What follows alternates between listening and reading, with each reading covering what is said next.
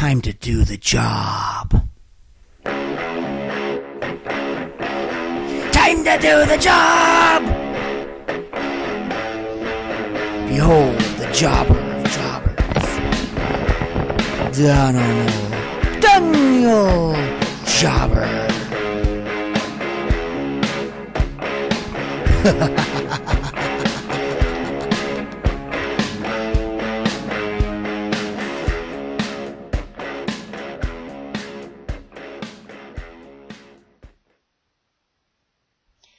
What's up, everybody? Daniel Jobber, the D-Job here with another edition of Jobbing Out with Daniel Jobber, 205 Live in the WWE Cruiserweight Report. How's everyone doing this week?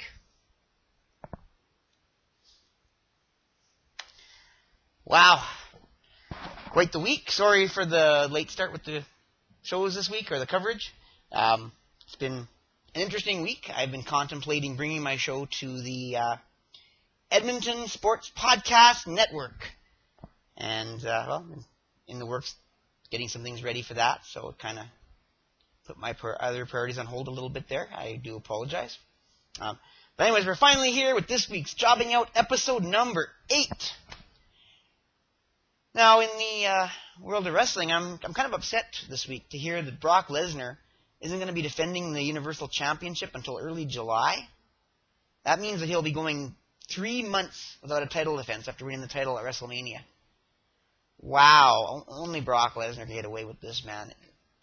They've stripped the title off of people for a lot less than that. 3 months without a title defense. I mean, really, don't the WWE fans deserve better? I mean, really, what kind of a champion only wrestles, once every 3 months? And then he's probably going to wrestle again, not till SummerSlam? Like, he's going to wrestle 4 times this year defending the title?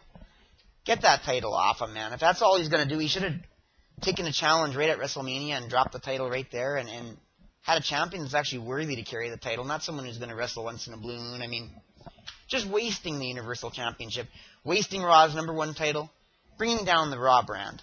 And I know they did it a couple years ago, something probably similar when, leading into WrestleMania with him against Roman Reigns, but just disappointing. And I expect to see more out of Raw's #1 championship. So, yeah, not too impressed about that. I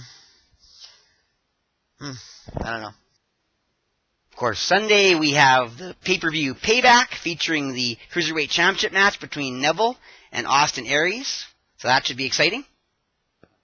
Anyways, let's get right to the action of the Cruiserweight division from April 21st to April 25th, 205 Live. So, first off, on main event, once again I had to watch on the highlights because hockey seems to always cut off my recording and make me follow the Cruiserweight match on highlights, but really, I mean, highlights do tell a pretty good tale of these matches. Anyways, we have Gran Metalik and Lince Dorado against Tony Nese and Ariya Daivari. And it looked like a fun match. Early on, Gran Metalik shows off his high-flying style. Then Nese and Daivari get the better of him and work him over for a while. Finally, there's a hot tag to Lince Dorado, and he has a chance to show off his high-flying stuff, like his handspring stunner he does so well. There's also an awesome spot where both Dorado and Metalik do a simultaneous moonsault off the top rope onto the 2 heels outside the ring. This was very well done. Anyways, the match turns against Metalik and Dorado when Daivari and Nese drop him off the apron and ropes hard onto the floor outside. Dorado flies into the barricade. Then Daivari throws Dorado back into the ring, hits him with the clubbing blow, and pins him for the victory. Daivari has been impressing me lately, even in the minor role he's been playing. Just some good wrestling and a little more of it, so it's good to see. It also appears quite clear that Lince Dorado and Gran Metalik are filling the bottom babyface role for the time being, and they're stuck on main event, just win sharing, the way WWE usually does with their bottom babyfaces and heels on these kind of shows.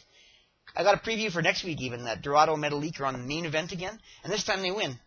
And this trend may continue for a while if I know WWE, and we may not see Metalik and Dorado on Raw or 205 Live for quite a while. But who knows, with any luck, maybe after Payback, we'll give some of the main cruiserweights a break, and we'll see them on a match on 205 Live, but I'm really not going to hold my breath on that. Anyways, your winners, Tony Nese and Ariya Daivari on main event. So then we have Monday Night Raw! And the only match on that this week, we have Jack Gallagher and Austin Aries versus TJ Perkins and Neville, which is a battle between 4 of the top guys in the power rankings in the Cruiserweight division. Should be a heck of a tag team, and it was, pretty much. Quick, but very exciting. Gallagher and Aries get a hot start, and together send TJP and Neville out of the ring. Then the match actually starts during the break, for whatever reason. Good old Monday Night Raw. Anyways, Jack Gallagher makes a couple nice agility moves early on, sending both Neville and TJP face first into the turnbuckles, one after the other. Then he takes a hot tag to Aries, and Aries hits TJP with a loud shot. And it was loud, like bang! Then a moment later, drives Perkins into the ground and quickly hits him with the pendulum elbow. Then he hits Neville with the big thunderclap and does a flip over the top rope into the ring onto Neville. Aries then attacks TJP, who is on the apron, puts him into a headlock through the ropes, flips Neville over him outside the ring as he charges, and then he does a middle rope neck breaker on TJ Perkins. With both men outside the ring, Austin Aries does his heat-seeking missile suicide dive onto both men. He's on fire! Then he gets TJP back in the ring and puts him in the last chancery, but of course Neville breaks it up before Perkins can tap out. Then Gallagher comes into the ring illegally to battle with Neville, who's still in the ring, and the two battle it out for a few seconds. Then Neville throws Jack into the ropes, but Jack comes off and hits Neville with a vicious headbutt. Neville rolls out of the ring, and Perkins looks like he's going to attack Gallagher from behind. However, Jack counters by catching his leg, pushes him into a forearm by Aries, who then bounces off the ropes and hits TJP with the discus 5-arm and pins him for the quick victory. Very impressive showing and a strong performance by Aries going into this title match against Neville at Payback with a quick victory here. You see, great match, exciting, short, but perhaps this is best for Raw to showcase the Cruiserweights, because obviously it's not every Raw's fan priority yet to watch the Cruiserweights. So, but anyways, I thought it was a good showcase. Anyways, then we have 205 Live, the big show. And we start off with Rich Swann and Akira Tozawa against the Scottish Supernova, Noam Dar, and the Brian Kendrick. A battle of 2 pairs of rivals put together in the tag team match. And we have a great start to this encounter. Dar and Kendrick try to get a jump on Swann and Tozawa in true heel fashion, but Swann and Tozawa hammer right back, following up with a double drop kick, sending both heels outside the ring, joining each other in a battle cry, ha, ha, ha, and then hitting a double suicide dive to get the match off with a bang. And the crowd is totally getting it too, with their own ha, ha, ha behind Tozawa. Then Swann runs around in the ring, outside the ring, screaming, trying to get the crowd into the match, and comes back to a jump into a Rocky III style jumping embrace with Tozawa. All this, and yet the bell hadn't even rung yet. All that before the match even starts. So as the match starts with Rich Swann doing a few impressive jumping moves on both Dar and Kendrick. A minute or so in, however, Dar catches Swann on the top turnbuckle, not looking, and knocks him off into the ring, allowing the heels to get the upper hand. Kendrick and Dar work over Rich Swann for pretty much of the match.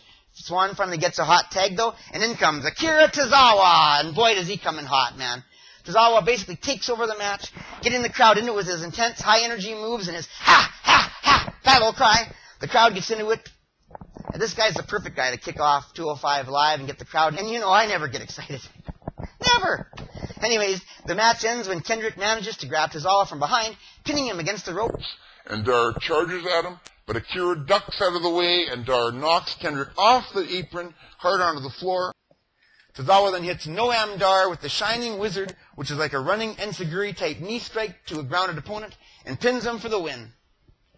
Anyways, after Tozawa and Swann celebrate for a few seconds, and of course Tozawa goes out of the ring and grabs the mic to give Kendrick yet another important lesson. Kendrick, choosing a partner is very important. You choose poorly. This is lesson number 4. Always choose wisely. Ha, ha, ha. And the crowd, of course, has a good time as the match goes off. And anyways, once again, a very entertaining way to kick off 205 Live this week. Man, Akira Tozawa is just a great way to get the show going, get the crowd, get the energy going in the crowd. And it's important to keep going the way they're going after a long SmackDown Live show. The crowd gets tired. I mean, they have to try to get into a whole new show after a long show ahead before that. So, anyways, then we have an interview with Neville with Dasha. And she reminds Neville that he faces Austin Aries this Sunday at Payback to defend his Cruiserweight Championship. But tonight he faces gentleman Jack Gallagher. She asks him how he's prepared for this match, and Neville says he's proved that Jack Gallagher doesn't belong in the same ring as him, and he hopes Austin Aries is watching because he's about to receive the same treatment on Sunday. He says that nobody around here, with the exception of TJ Perkins, is on the Neville level, and he wonders when everybody's going to realize that they're all going to be forced to bow down to him. King of the Cruiserweights. Anyways, we have the next match. The premier athlete, Tony Nese, versus Prince Ali.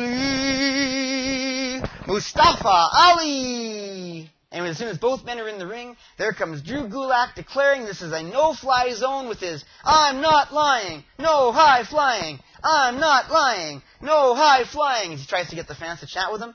But he gets booed, and that's good because he's surprisingly getting over with this bit with the crazy routine. I'm actually slowly finding this interesting myself. What can I say? It's growing on me. Anyways, Tony Nese starts off getting in a good shot, and he takes a minute to pose his physique. And after a couple of flippity-floppity-flues, as the guy who does those funny wrestling cartoons before the pay-per-views does, Mamma Mia! Ali, that's actually more of a Mario impression, isn't it? Oh, pardon me. It's actually more of a Mario impression, isn't it, rather than Mamma Mia! I can't, not doing it very well. But anyways, that guy's funny. If you haven't seen those videos, you need to check him out. Anyways, Ali taunts him by doing his arm muscle pose, and the crowd seems to like it, so they're into the match as well, probably after the previous one. So anyways, when the two wrestle, Drew Gulak is at the announce table trying to say that the traditional style he's promoting is better for all the cruiserweights because it might help them have longer careers. Isn't it beautiful? He's doing it for them. So beautiful. Bravo. Bravo, Mr. Drew Gulak. Anyways, later Nese does his move where he hoists Ali up in a straight position with his legs in the air and holds him there on his shoulder for a few seconds, just showing off his sheer power, and then drops him onto the top rope with a good selling job from Ali, like his midsection has just been devastated. Great start. Anyways, later on, Ali does a cool springboard attack where he jumps from the second turnbuckle to the top turnbuckle and bounces off in a backwards moonsault onto a surprised Tony Nese who is charging at him. Awesome.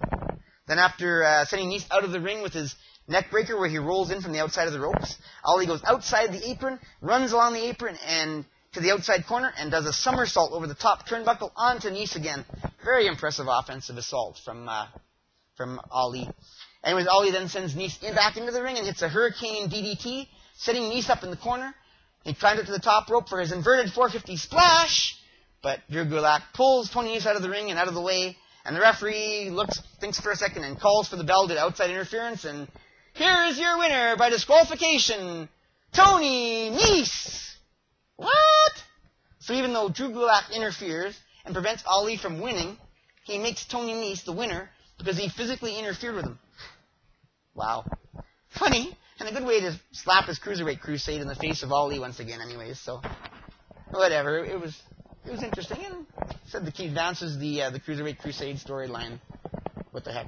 And after Gulak sees a victorious Nese off out of the ring, Gulak looking away from the ring, and an upset Mustafa Ali who just was robbed of the match, somersaults off the top turnbuckle onto Gulak, and sends Gulak from the ring saying, "Why'd you do that? I did it for you!"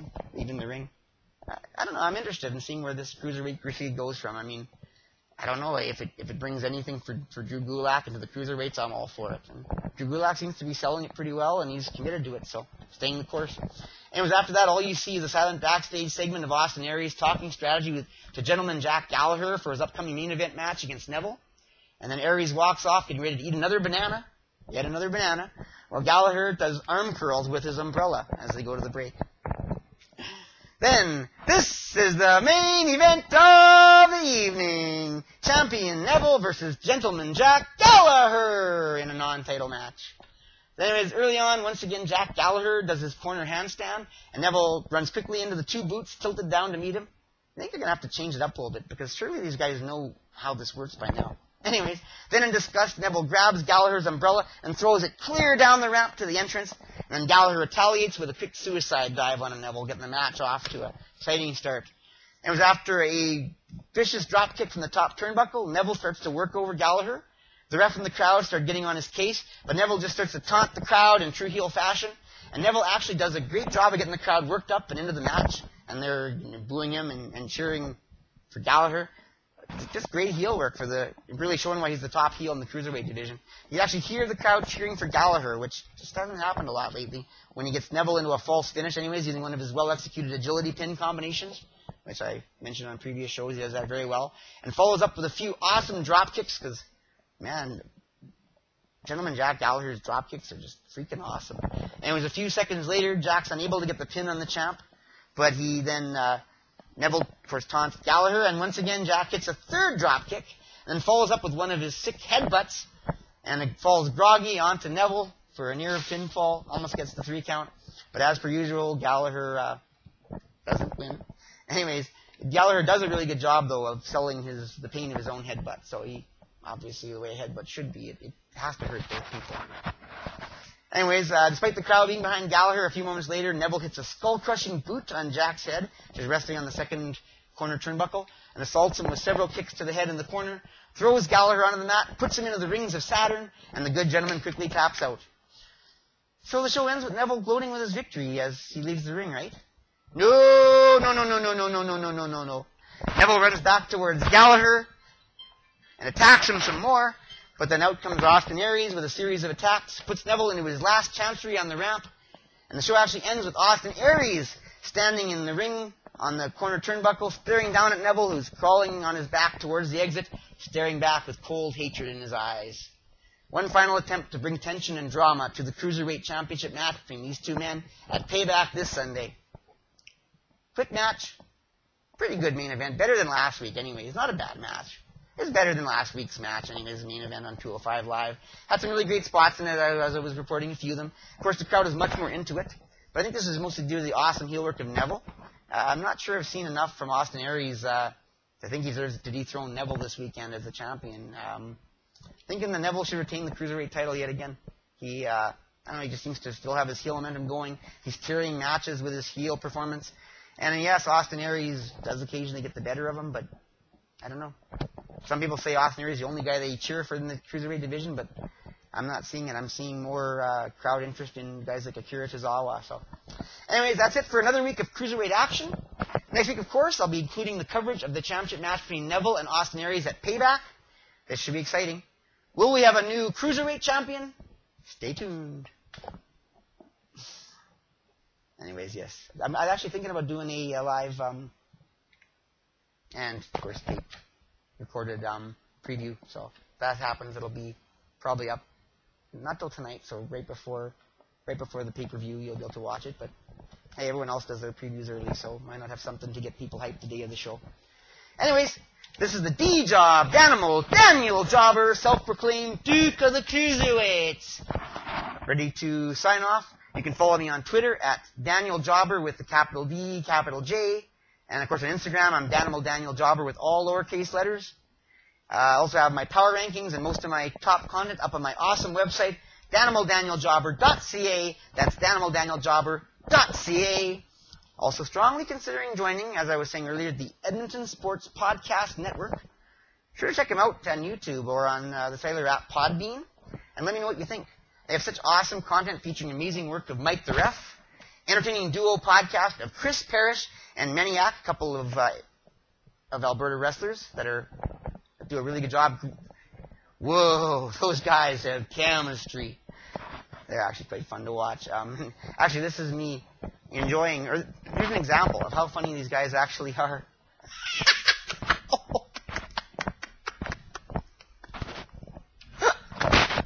That's some story. Oh dear, oh dear, oh dear. Yes, Chris Parrish and Maniac, man. Anyways, check out their podcast along with all the great local Alberta wrestling action, including the CWA featuring my pal, the original Marky, who's actually supposed to be in a match on the next episode of CWA, so I'm all pumped about that. But anyways, all this on the Edmonton Sports Podcast Network. If you're not following the Edmonton Sports Podcast Network, you're a sad sports fan just watching ESPN.